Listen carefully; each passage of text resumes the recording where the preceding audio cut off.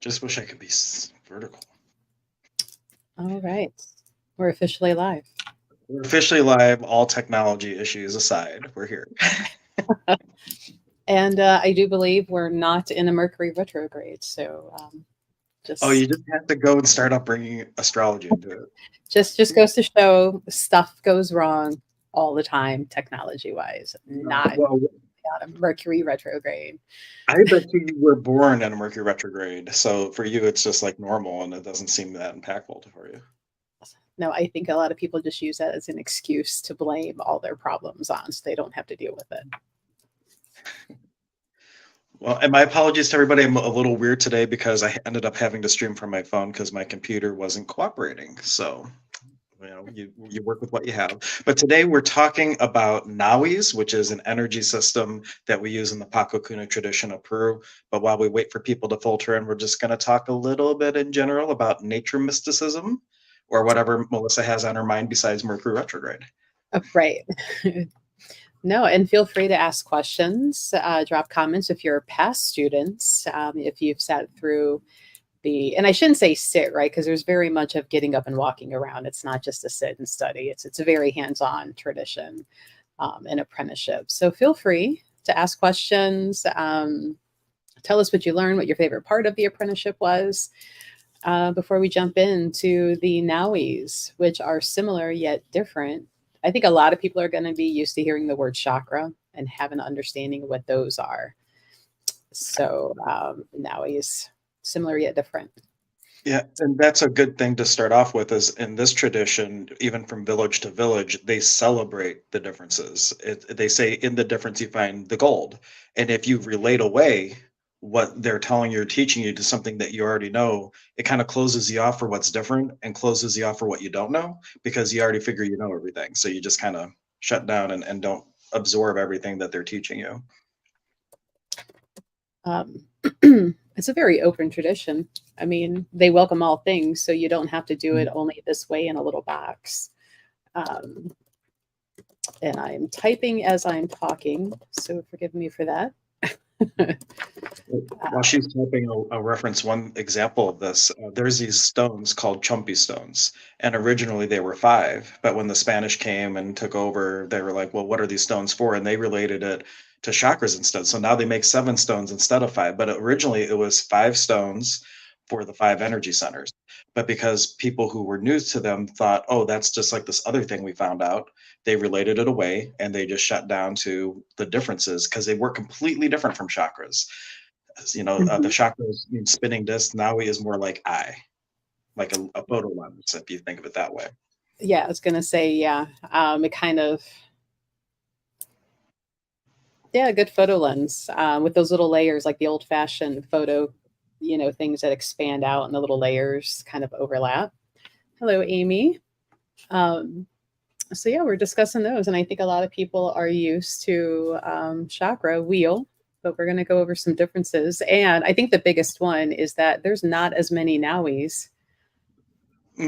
Technically, there's 5, but the 5th one actually is 3 eyes and 1. So technically, there could be 7. Could be. Yeah, the conscious Nawi is your 2 physical eyes and like your inner eye or your third eye. So like the 3, but they consider that 1 eye. So technically it's 5. But if you really wanted to like be detail oriented, maybe you could argue that there's 7. So feel free to ask questions. So Hank, I think you are a little more on the up and up on some of the Nawi work. Like I knew they were there. I would work with them, especially doing any hucha work, but the Nawis weren't a main part for me to like focus in on and spend a lot of time researching. Yeah. So the Nawis really, if you think of the chakras, that's the energy distribution of the. Well, let me backtrack one thing. Zane would say that when you find different things in different regions of the world that are similar, that speaks to that nobody got it quite right, but because there's all these similar things like chakras and nawis and nadis and meridians and all these things, that maybe it's a universal truth that's underneath it all. And so maybe what we're talking about, it's not 100% what it is, but it's definitely different from the chakras. Nawis is how energy comes in and out of your field in a way, is how I think of it. Chakras are energy distribution, nawis are energy, how energy comes in and out of your field. And you have five of them, and I'll go over them real quick, and then we'll dive into each one a little bit differently, and more importantly, how we use them in the tradition for our work. But at the tailbone, you have the nawi that connects you to the water, which is black. At your navel, you have the nawi, which connects you to Pachamama, which is the earth, and that is red. At the heart, you have the one for the sun, which is gold. At the throat, it's silver and blue, and that is for the wind and the moon. There's two coming into that one. And then you have the conscious nawi at the third eye, which is your two physical eyes and your inner eye, third eye, if you want to look at it that way. Mm-hmm. Doing some catching up in chat over on the Twitch side. Hello, everybody coming in. So if we were going to work with our nawi that connects in with the water, like what would be the purpose? Ooh, I call it the future dump. Well, but really, all of these centers are a connection to these Texei Apus, like these cosmic level nature beings. And through each of these centers, when you offer them your heaviness, they offer back to you like that pure spirit energy, and you use your heaviness as something to connect and dialogue and reciprocate with all these different nature spirits. So we use each of these nawis for connection. We use each of these nawis for communication. We use each of these nawis to elevate our heaviness and get rid of the next level of heaviness. So they're transformative. When we get later in the work, when we do chumpy belting, one example of how developing your relationship with these nawis and things, you might have something that happens to you that you're very impulsive over, and instead of being impulsive, you raise the energy from your CK or your tailbone nawi for the water. You might elevate it and express out of your heart center, so you're responding with compassion instead of impulse. So there's a lot of different things interwoven with the nawis, but the biggest thing is for you to get rid of your heaviness and receive back like a lighter energy so that you can be in better balance with everything is really what it comes down to. And our work, when we do the Hatan Karpay, which is like the big, means the great initiation, as we go out to nature, each one of these eyes, you go through a process where they're opened. You go through a process where you learn how to communicate through that energy center with that Texei Apu. Texei just means cosmic or universal. And it's really, these are the tools for your communication with your perception of the outside world. It's how you perceive the world around you through these nawis.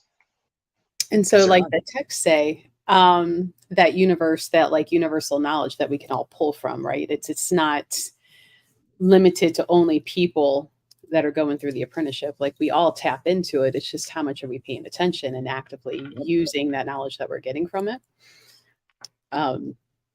And I kind of like sometimes would consider it close to like when you have 3 or 4 people that kind of come up with that same idea. Yeah. And it's like that information was out there, who pulled it down and started working with it. So it's always there, and it's just not only for certain people who are trained in certain things. It's, are you paying attention? Are you aware that it's there?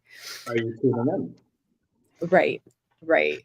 If the body is like a television channel for you to receive information from the universe, you have access to all the channels, the premium channels, everything. The question is, are you tuning in and are you paying attention to the information on that channel? Because it's all there in the field, ready to go.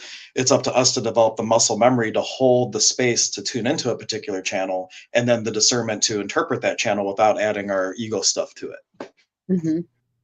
Yeah, so feel free to ask questions, guys. Kind of going through it a little bit quick. No, there's not much to Nawis. And I do have, this is Zane's book. This is Inka Mountain Magic. Let me bring it up there. And Melissa has these available in the store, but he does have like a little picture on this page where it can show you where the energy centers are in this particular system. So yeah, that too. But Melissa has the books. I highly recommend them, and I can dive into there. In his book, he does say seven eyes also, actually, because he does count the conscious Nawi, the third eye one, as the seventh eye. The seven, because I know Yeah. like in chakras, like everybody's like, oh, there's the seven, and then all of a sudden there's this extra one. There's ones on your hands. There's one, and so the chakras like keep Yeah. expanding out. The So Pana Nawi, the right eye, the Loki Nawi, the left eye, and the conscious Nawi, third eye. But I've always heard him describe those as the three of, like, they're all working together. mhm. But the right eye is gold. I forgot the colors for those ones, actually. And it connects us to the realm of Inti Taita, Father Son, and our mystical vision. The left eye is silver. It connects us to the realm of Mama Kia and our magical vision. Mama Kia is the moon. And the conscious Nawi, the seventh eye, it starts at the third eye and reaches up to the top of the head. And its color is purple and connects us to the realm of the upper world, or the Hanak Pacha. This is Inka Mountain Magic. I see the question. What book is it? This is Zane's book, who's our teacher. yeah, I am pulling up the link right now. Got a other pathway. You can see him there chilling with his people on the mountain. He was invited to be a godfather for one of the villagers' daughters. He got to name the daughter and everything, and he was basically I don't know how that, like, he's part of the family in a sense. It's Yeah. kind of a cool honor to get to name someone. Well, and I think he also said, like, in that family, not to confuse it with other, as we understand it, North American relationships, but like he was an extra, like, husband or spousal because he has, like, responsibility when he's down there over the children. Right. So he gets that parental as a father. Let's see. Okay. Yep. The link for the book went through all the channels. So there you have it. Yeah, Inka Mountain Magic, Zane's book.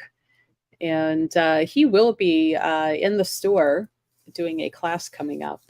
And so if there's a book that you guys want to go ahead and get and you would like him to autograph it, like, we can do that here soon for you before we ship it out.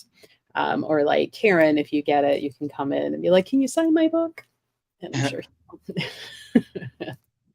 It's always fun when he gets asked to sign his book, because he's always like, he gets this, he's like, you're asking me. So he's always like appreciative when somebody who wants them to get their book signed by him. And he is working on a few other projects too, so hopefully that will be coming out soon. And then we can tell you about his other books, and eventually redoing this book will be cool too. And for anybody if this calls to, we do have now on the website, on Melissa's site somewhere, you're able to sign up for the apprenticeship next year, and there's like different options where you can start paying now, so you have 12 payments, make it a little bit easier. But if you're interested in that, it's going to run April through October, one in-person weekend a month plus online content. So every week you're going to have stuff online, but we're meeting in person once a month where we can do the stuff that you can't do online. So it's a really good blending of the online and the in-person. Yes, I am scrolling through all of our events to get that link up for you. Well, and I see now when you told, well, I'm going to fix the thing you mentioned yesterday. That was because I made packages, and I don't know why it's showing up under reader stuff. I didn't think it should, so I don't know. Do what now? When you ask, anyway, okay, so I'm talking shop online. I made the packages for you to be able to sign up for Zane's thing, like the 12 payments or the down payment and payments and all that. And the way I did it, for some reason, if you go to like my reader page, you can sign up for the apprenticeship program. Oh, okay. I don't know what's happening. So I'm gonna I'm gonna try to fix that. I don't know why that's happening, but I'm gonna try to fix it. So. Here we go. But let us know if you have questions. And while Melissa goes through that, like, one cool thing I thought about the Nawis is when a baby's born, at least in the mountains, I can't say in all Peru, but like when someone's born and they're around people of this tradition, they do two things when the baby is born. One is they do a soul retrieval for being cut from the mother. And then the other thing they do is they do a little technique where they regulate the Nawi that connects you to the earth, because we are born and we're like wide open. And one of the reasons we may have an empath crisis here in North America is like a saying that they have there is the children of the North walk with leaking navels, meaning that we're just wide open and we're not regulated. And that's one reason maybe we have all these empaths, because we're Pachamama. That navel is how you're getting all your information in from this middle world. So what are you aware of? And what's coming in, and just a little bit of regulation, closing that, not closing the eye, but regulating the eye to be smaller, like you bringing in a lot less data. And maybe you wouldn't be as overwhelmed if you relate to being an empath. So maybe think about that with your navel and just like, what would I need to do just to regulate that so I'm not wide open all the time? And it's funny, one of the healing techniques, and I don't know if he included this in the regular apprenticeship, like in this last one, but calling the little body gremlins, and you open up the eye and you purposely let it like just seep out for a bit, and then you seal it back up. Yeah. Well, because when you call them what they are, people are like, what is that? I'm like, just think of them as like little body gremlins, you know. Yeah, I like body gremlins better. Or like little leprechauns, right? Because they are guarding your body, your presence, your being. And so almost kind of like getting the permission of the physical body to open and like let all of this excess like sludge out of that's getting stored. So kind of like that whole like repressed emotion or repressed things that you deal with, and it gets stored in the body. This is kind of like a quick, not always easy way of like releasing a bunch of it at one time. Yeah. And there's always aftercare when you do this. The online version of the program this year, he actually brought those little body gremlins in at the very beginning, or towards the beginning. And at night, the exercise was that you would activate the Mookies, we call them, and you would basically intend for an energy flush overnight. And then in the morning, you would work with the big angels, the Encanchus, if I'm pronouncing it right, and bring in new light for the day. So there's a discipline where if you do that every day, you're letting them work on you at night to clear out what's not working for you, and then bringing in new energy to clear the past to the future. So the really good combination that he did, and he had like a guided exercise for each one. And once you have it anchored, you can just intend it and you're going. But the exercises are intended for you to develop that muscle so you can work with them more freely without having to go through a whole guided process. Yeah, and maybe we'll have to talk more on the unconscious, because they're not quite angels. So we don't want to confuse. Well, they're definitely extraterrestrial, kind of. Yeah. They're more alien in that they're not of this normal world as we see it. Yeah. And they're off of this planet, but they're not the same as angels. And I know there are some people who are all in on their angels, and and I'm like, okay, let's be upfront. They're not quite the same. Do similar work, yet different and not quite the same. But that one, I remember like remembering the whole like flowering with that, and the motions you would have to do on the body with the flower, and trying to decipher like the little diagram he gave with I'm like, which one's first and then we go where? So it felt like one of those puzzles where you don't lift the pen. Right. And how to get over, and I'm like, can you just in person, please show the visual person what's going on here? He did a much like this last time. He did a really good job walking people through it. And if you're doing it for yourself, you can have your mesa set up and you're clearing it on the mesa, because the mesa represents you. And so like the way he did it this time for online, it was pretty straightforward. But the cool thing in this tradition, your back is the future, because you can't see the future, so it's behind you, because you can clearly see the past, so the past is in front of you.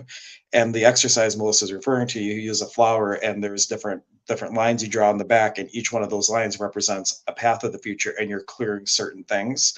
And so it's a really beautiful thing to do for people who are really looking to shift their possibilities in life to a new direction or something like that. I should do that for yeah. I should do that for you, Melissa. We should do that either today, slacker. I was here. I was late. But you're not doing sessions in the store today. No, I'm not. Everybody's getting in some last minute time off before holidays hit. So if you are looking for Hank, he will be back next Thursday. in the store. And while we're talking about that, I'm like, let me go check that tab and check your availability today and make sure Oh we yeah, I don't should have cleared that out. have Well, supplies. originally we were going to go camping, and then we saw the weather forecast, and we're like, we're not going to do that. But we're going to my hometown. We're going to go visit my Pacarina, my Ituapu. So that's going to be fun. But you can schedule with Hank either in person if you're local, or he can do probably like 99% of all of the healing that we talk about via like Zoom and distance. So that is always an option. I thought we had a banner for you. Apparently not. We're going to fix that right now. And for those of you who are local, like you could, if you go to hanksolo.com/elite, I do like I'm available besides at the store, but that gives you the same store pricing and everything. If you go to hanksolo.com/elite, you can schedule other times too, and that way I know that it's a referral from working with Melissa. I can honor her and honor you with the price and all that good stuff. Yes, because it's a little bit cheaper through us. A little bit. But feel free to ask questions, guys. I know quite a few, judging by the names. I know you're familiar with like chakras and stuff, right? Because most people, it seems like now, are some sort of Reiki master. So you're going to be very familiar with chakras. And they're similar yet different to the Nawis that we've started talking about. So if you have questions about comparison or working with, or like when you're done with this apprenticeship, what does it mean and what are you going to do with it? Feel free to ask. It's funny because when we were picking this topic, I remember sitting there thinking like, like I know what they are and I work with them, but when it comes to the whole like actively, consciously like pulling that information, I'm like, yeah, no. I'm like, I think this is a you thing. Certain exercises I do just to do because I know how to do them, but the whole like note taking and the in-depth, and I'm like, yeah, no, that's not me on this one.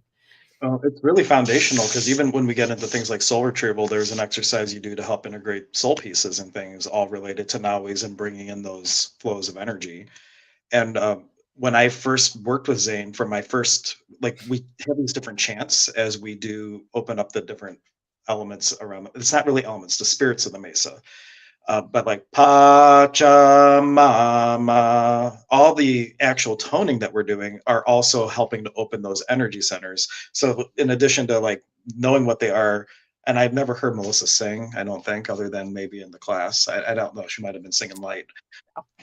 Yeah, she was just lip syncing, like yeah. But when you're doing those things, like it's helping to balance and bring those Nawis into resonance. And the same thing, each chakra has a different sound that you can chant, like Ram, and things of those natures. So it's a lot here that you can work with. It's just the tip of the iceberg talking about them because it's so fundamental to everything that we do. Even if you don't think you're working with the Nawis, when you're putting your mesa on someone's heart and taking it off, you're opening that heart chakra, or not heart chakra, but the Sonko Nawi, the Sun Nawi.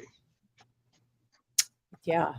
Let me see here, taking care of some chat on the back end. Running all the things here for everybody. Okay. I don't know. You're making it too easy. Too easy, guys. No questions. And thank you, Chris, for reading with us last night, and Karen for being part of our Woo Woo Wednesday last night. Cool. Hank, we still have to decide when we're going to do some of those extra topics that seem to come up sometimes during lives that we're like, that's not quite shamanism, but sometimes we touch on it. Needs to be a separate stream. So that being said, if there's things that you guys are interested in or have heard us reference and you're like, hey, we need more in depth, like drop that in chat. So we know really what to schedule other than some of the ones that we've already talked about. Mm-hmm. Those might have to be like some Thursday evenings or like before the store closes, before you run away for the day, Hank. Like, okay, we got to go do this live real quick. Some Thursdays I have an event, but other Thursdays I don't, or a different day. I'm sure we'll figure that out. Yeah. Um, or maybe we just have two streams. We'll go on from 9 to 10 and talk about other stuff and then programs. No, I don't like that idea. I'm already almost not on time as it is. Yeah, we go over usually, so that's not going to Yeah. work. But let us know if you have questions about Nawis or anything about the tradition. One thing I want to touch on in a little bit, just because I know Zane has a class coming up. Zane is doing a class. Now I forget the write-up. Why don't you mention it? But the thing that's relevant from this tradition, we have something called a kuti ceremony, which means to send back. And so if you had a client or yourself and you felt that you were the recipient of some energy that was messing with you or anything, there's a whole little ceremony you can do around the mesa that will send that energy back and leave it from you. And the thing I remember about the program, Zane was setting up his mesa, and he was compelled to set it up completely backwards.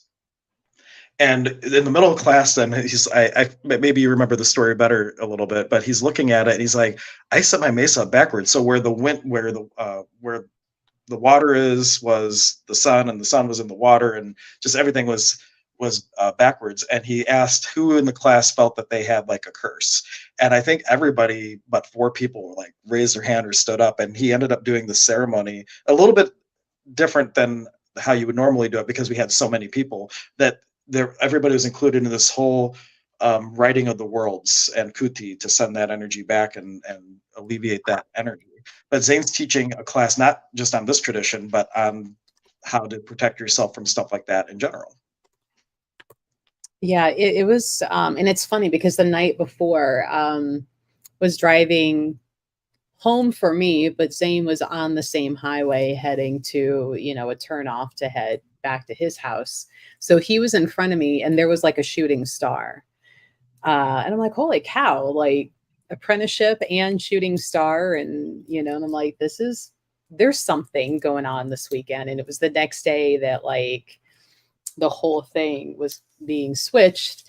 And, the comment, made about like who feels, and I think it was all but what, like 4, maybe 5. Everybody was like, so, so those that were a part of the ceremony in the center, and those who didn't feel like they needed that work done, helped orchestrate and did like this clockwise like movement. And if I remember right, I think those in the middle shifted one way while the outside people were going the other. And it was pretty impactful, honestly. And I remember thinking like that feeling of being between two like dimensions at the same time and having them like shift around you to kind of like put everything back into place was a very cool feeling. A little bit dizzying, but a very cool feeling. But that was a complete impromptu learning that we went through, which happens sometimes, a lot in the apprenticeship, not necessarily a pachacuti, but random things that come up. And he's like, well, okay, I guess we're going to address this now. And this is what you're going to learn. Okay. Yeah, and because I think like the way that you normally do a kuti ceremony is not quite as embellished, but in this tradition, like you learn the basics and then you go from the heart. And if a whole class of people has a curse, like you create and shift the ceremony to the moment and what the people need. Looks like we have a question. Can a curse simply just be someone who's envious or angry without putting the whole woo-woo on you? I think that would be qualify more as like a hexing than a curse. Hexings are like a step down from curses in a way. They're more, it's kind of like you trip over your feet constantly versus like falling and breaking an arm. So that anger and kind of like, as Marianne has referenced, like it just kind of builds. It takes a lot longer for just anger or jealousy to become something big. But since like will attract like, and Hank, if you have some different feeling on this, once it gets started collecting on you, other people. So if you're somebody, especially like in management positions, and you get promoted over 2 or 3 people, now you've got 2 or 3 people that are really like not that happy and could be sending that anger towards you. I still don't think that would quite necessarily be a curse. It's more of a like hexing.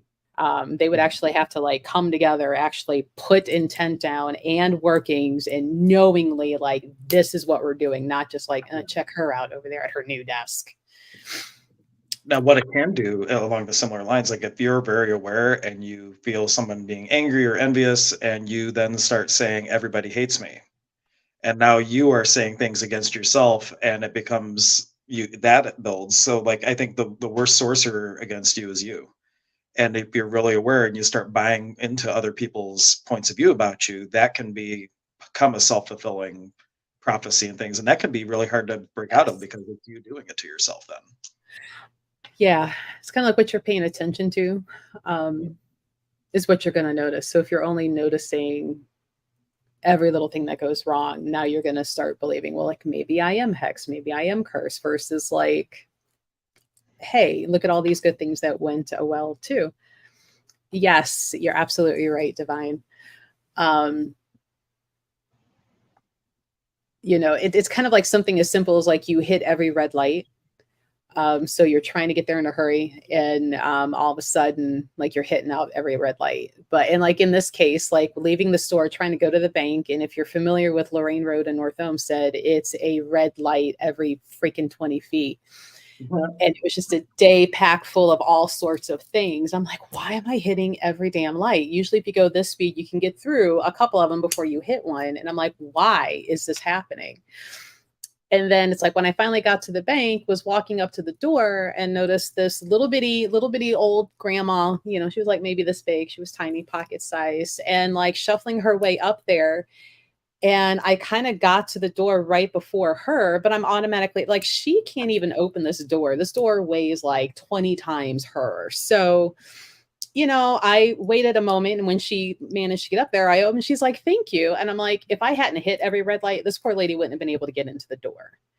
So I chose to turn that into like, I was able to come help, and I, got to help her. So it's kind of like twisting what you think on things, and not twisting it a bit, but like changing the perspective of like, what is the good coming out of this? And even if somebody is trying to send hexes or do like, you kind of automatically start undoing them, because you're ignoring the negative that's coming and finding the positive, and not giving credence and weight to anything negative, those little annoyances. And in a way, like it's harder for them to land anything on you.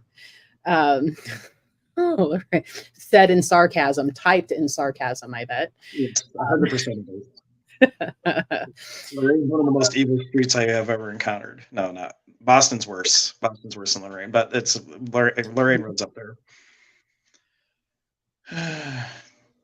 Right, Divine. Another example. Every time I get some money, something happens, versus graduate. Wow, I always have money when something happens. Exactly. Yeah. Exactly. So it's a perspective change, which some people have a hard time doing, because they're in the habit of always focusing on that negative. Is this sane, I wonder? Facebook user, we will be doing a crash course in black and white magic. People will gather experience and tools that act as protection. It probably is. But he didn't click the permission for StreamYard to let us see him. So we're pretty sure that's Zane, who has a class coming up on the 21st. And it's like a 4-hour class on the whole mysticism and taking the fear out of magic, curses, and hexes. The class duration dramatically depends on questions. Right. Yes, it's me. We knew it. We can't see Zane, but here's a picture of him. This is the guy commenting right here, but he has less hair now. He's cut it down a little bit. Sherlock Holmes skills on point. We got that one right. Very good.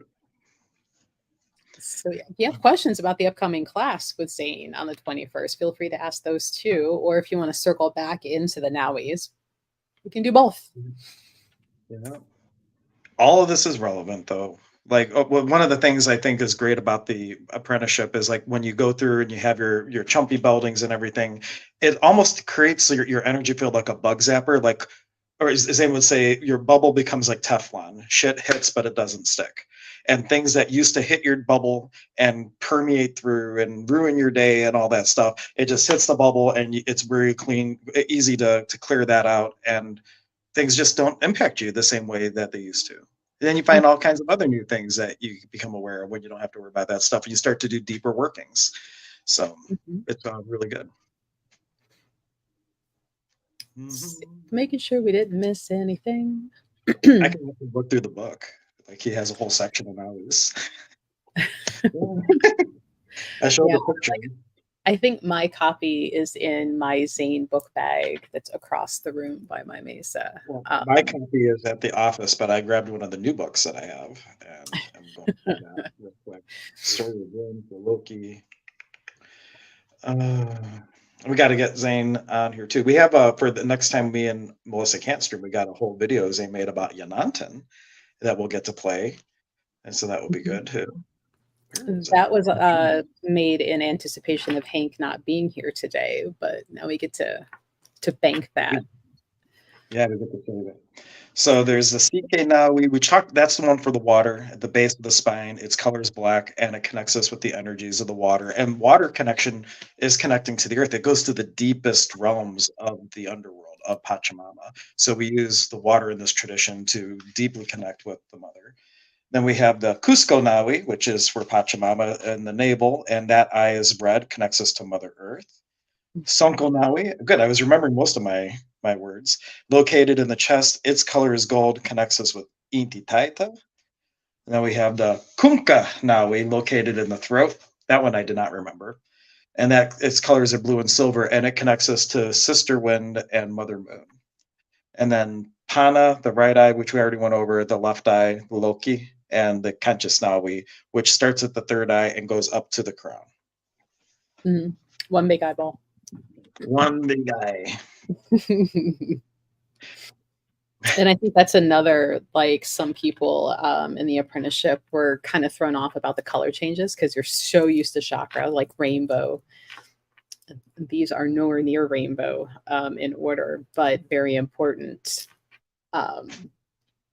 coloring. And I think it was thrown off people too about the one being black, right? And they're like, why? Because black, it's a negative connotation. It's always evil. And I'm like, it's not. But think of the deepest, darkest water. Can you see down there? No. It's pitch black. It's the depths. It's the getting down in there and finding what's been kind of thrown overboard. And like, I'll deal with that some other time. Well, it's down there in that darkness. And if you're really pulling things up and starting to do that work, it's gonna come from deep down in there, and it's black down there. So it's like, don't be afraid just because one of the Nawis is, black. Sonic elevator, right? Well, and I think, Hank, you, like many years ago, gave the reference of like boulders coming up. Yes.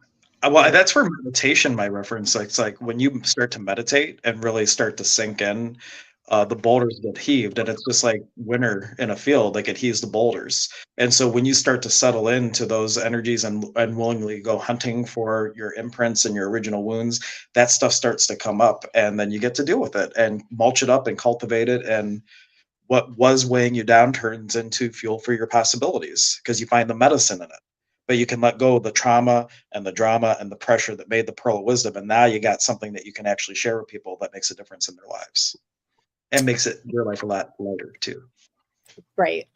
Because I remember you had mentioning that. I'm like, okay, so we have water. These things are starting to float because even if you get into science, right? Didn't they find just yet another ocean under one of our continents?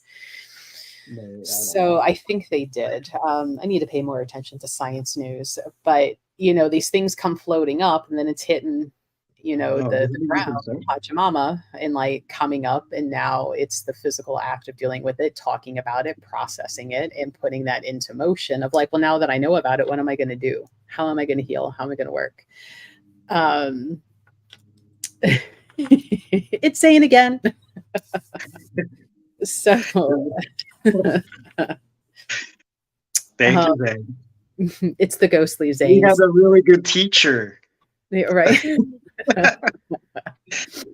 Good thing we're behaving this time since the teacher is watching.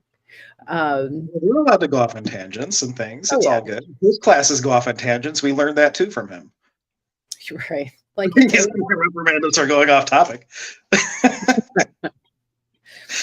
But that apprenticeship starts April again? Well, Zane was mentioning on the weekend that because we'll have an online portion, it may start in March online and then the first in person being in April. But that is right now officially we have it on there as April, but there's a possibility it will start in a little bit sooner than that. Mm-hmm. And this is definitely a safe class, safe apprenticeship. It doesn't matter what you already have experience in or not. All you need is the willingness to learn about yourself, what you are truly capable of, and being willing to work through some stuff that comes up for you. Because ultimately, you're going to come out better and stronger on the other side, especially for a lot of people who struggle with empathic abilities. And like, I can't even go to Walmart. I'm like, why can't you? It's too much. Here, we need to learn this, teach you this, you need to come in. And so for some people like that, at least the last time I took it, what was it? The belting was like weekend 4. And I'm like, if nothing else, stay through the belting. So you learn how to feel that and not own it and not take it inside and like dissipate it and be done. Because there's great benefit in that. But yeah, there's so many healing techniques for yourself and other people. And the fact that it blends so well with other traditions, it's great. Yeah, it is the container that holds all my other stuff, kind of. Right. And be willing to learn opposites, maybe. There are some healing modalities, like you can never do any sort of energy work without the other person's permission. And there's certain things that you learn that you can do, like even with a stranger, that you don't have to go up and be like, hey, do you mind if I pull all that heaviness off so you quit being a jerk standing in line at the register that we all have to deal with? Do you mind if I do that? Great. You can just do it. Zane explained it like if someone's spouting and passion puking into the environment, you're merely cleaning up litter, and able to work with that no problem. Right. Right. Like we've all experienced that. Might have to try that with some people I know that have road rage. Like, hey, let's go for a car ride. Let's see how well this works. Can we calm that down a little bit? Like, why are you yelling at them for not going when it's a red light? They can't. Why? Let's tone that down a little bit. Experiments 101, right? Every day. We've all seen that. Other instances. But the fact that you can take care of that for that person, yourself, people around you, without having to go ask permission can be a great thing. Hey, Divine, I read tarot and getting people to understand that I'm not going into someone else's energy without their permission. Ethics needs to be taught more. Right. So there are separate things that you do need, like readings and things like that. But, you're out in public and somebody's just causing chaos for themselves and everybody around them, or a family member, right? Christmas dinner. And you got creepy Uncle Joe down there just causing a muck. Go ahead and start taking care of that with like, Uncle Joe, do you mind if I calm your creepiness down so everybody can stand you sitting at this table? Great, thanks. Most likely they're going to say no. And now that preconceived notion that unless they give you permission, you can't do it. Now you can be like, okay, we're just going to kind of clear this out. We're going to take that down. We're going to relieve all of this. And everybody's going to have a better dinner sitting at this table. No food fight is going to erupt. That now you have to go clean the walls and all the dishes. So, be willing to entertain different options and possibilities from what you may have already been taught, and what you can do with that. Like I heard the whole room gasp in that first year when Zane's like, no, you don't need to ask permission to do this. Pearl clutching happened so hard in class with that. And then explaining the difference in how and why. A few people were like, oh, okay. Others were still like, I have to ask permission. And I'm like, well, now you're limited in what you can do.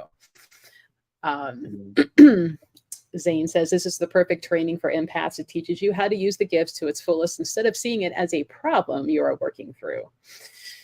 So regain your ability to go to Walmart. Walmart shoppers unite. Here we come. Or just use Walmart Plus and have it delivered. Up to you. Mm-hmm. Anybody got any questions? Questions, comments, anything. Okay. Also about Zane's upcoming class on protecting yourself from imposed energies. That's really what Zane's class is about. What we were just talking about, people who don't ask permission that try to use energy or tools or techniques to force their will on you and change. And that's what his class is about, us to know about that and how to protect or do things to not allow that. Yeah. Right. Or go to Target. Target. Fancy it up. Target. Well, I think we're kind of done unless there's other questions coming in. If you were thinking of scheduling with Hank, he is not available today in store, but will be available next week. And otherwise, if you go to Hank's website, you can book on a different day. And just let me know you came from the store, so I know. Stay away or put him on the porch, right?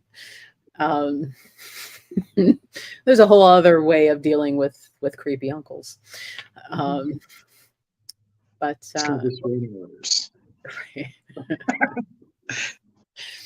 shovels, pitchforks, duct tape, trash bags, doing some yard work. Meet me out back. There's also something to say to elevate your space, because there's times like when we were just out this weekend and we were doing different energy practices with Zane for the Hatan Karpay he did for like a little group. When we started doing the work, like it was so busy. There was people all over the place. The second we went down and started doing the work, it was like roaches scattering. And it's like if they're not going to hang with the vibe. So like instead of like thinking if you don't have permission to do something to somebody else, what can you do to elevate your energy so it creates such a dissonance between you and the other person that they just go away? And that's something you could consider doing too. Yeah, they become so uncomfortable that they willingly leave. So just I forget Divine's comment already. I mean, I did not admit to anything. I just threw out possibilities. I'll call you if I need bail money. I'll tell you where to find it. So unless we've got some more questions, I think we're done. I gotta head up to the store. You have to go do your family thing. Zane in comments preparing for class on the 21st. So if you're local and you want to get into some of the mysticism and the darker arts of how not to be afraid, and I say this because so many people are so afraid that there's this fear and that it's dark and it's bad and it's evil, like come learn how not to be afraid of this stuff. Check Blue Leader. But that is next Saturday, the 21st. And it's quite a long class because it's not just an hour and a half. It's like a 4-hour class. You're getting a lot of information and a lot of workings to take with you. And that's the big things you can take with you and apply. It's otherwise, Jose would say, knowledge without application is just trivia. And this is about getting comfortable using what you're learning. Mm-hmm. You know what, Amy? We're going to get a hold of Zane and see if maybe between now and then either we can host it online as well or make a separate like whole online version for everybody. If it's something streamable, I can bring in stuff and stream it. I don't know if it is or not. Zane can tell us that. Zane might not know yet. We are kind of like throwing this on him right now. Yeah, we're just right now. It's like if it's streamable, then that is something that that we could look at. So. Mm-hmm. So, Amy, if you can do me a favor, send me a whisper there on Twitch, just a hi, so I have access to you, because I think it's hard for me to, as a business, like message back over to you. And then once I get an answer from Zane, I can reply and let you know, like, yes, it's going to be available online. And the entire apprenticeship we're talking about, like he does have just an online. There's some stuff you have to do in person, like the Hatan Karpay, death rites, and belting. Well, no belting you can do online, but there's an online version that you get a lot of the information and things. It's just a few things that you're missing. So that's another option. If his work resonates with you, you could consider just doing the online apprenticeship in the future too. So he Yeah, but says yes. Oh yeah. So maybe we need to discuss that through some chat here in the next couple of days and figure out lining that up of doing the streaming part with the in-person. Well, I just need to show up with. I can bring my microphone set up and I have everything. I just need to show up with it and we can do it. Okay. So there you go. We got a quick answer for you. And anybody else that is not local to North Olmsted and wants to take that. Change the registration so we know if it's online or Zoom, and we can update that so we know. Yeah. Yes. So give us a day or two to add that online registration, and that way we know how much of computer equipment versus in person that we need to do. Before my rubber band that I was playing with. That means it's time for this. Mine must be cursed that my rubber band broke. It's because mercury's in some. It's not red. It's in the microwave. That's why. Well, thanks for joining, everybody. We do this every Thursday at 10 a.m. Sometimes a few minutes late when we're hunting down Hank and microphones and computers that work. Yeah. It was not working with you this morning. Technology didn't work today. I'm streaming from my phone, which is why I'm this way instead of this way. Right. You're very, very no background image, but that's okay. Yeah. I got cool screen. It's just not widescreen. Not widescreen. Negative 2 stars for you. There you go. Just don't move so it doesn't flip and autocorrect itself into the vertical.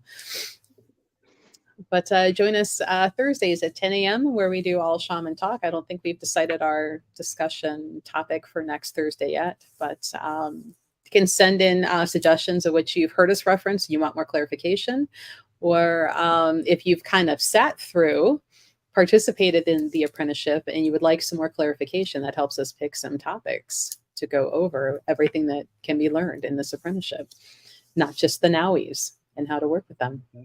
Were things that were your favorite that we can touch on again. We could do it both ways on that. Mm-hmm. Good. All right, but until next time, bye everybody. Bye.